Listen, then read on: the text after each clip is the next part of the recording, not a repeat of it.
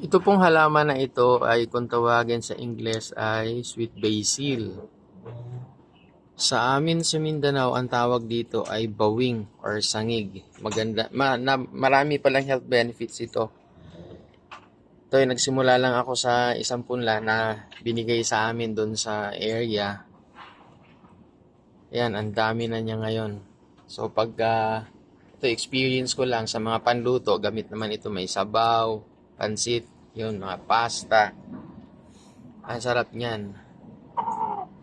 Pero meron din siyang marami pala tong health benefits. Kagaya ng pag sinisikmura ako sa Bisaya, tawag nila kabuhi. Yan. Nilalagay ko lang to sa mainit na tubig. Tapos, yun, iinumin mo after 3 minutes. Dighay ka na ng dighay, lalabas talaga yung hangin.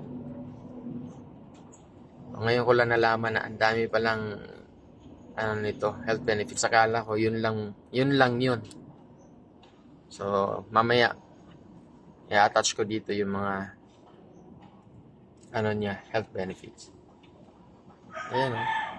So, nakita ko lang na mulaklak na naman, so dadami na naman ulit ito. So, gamit ko ito para sa pag nagluluto ako dati, dinuguan, yun, mga ganon. Ngayon, hindi na tayo nakain ng dinuguan. Ginagamit ko na lang to sa iba kong niluluto, like especially pag may gata.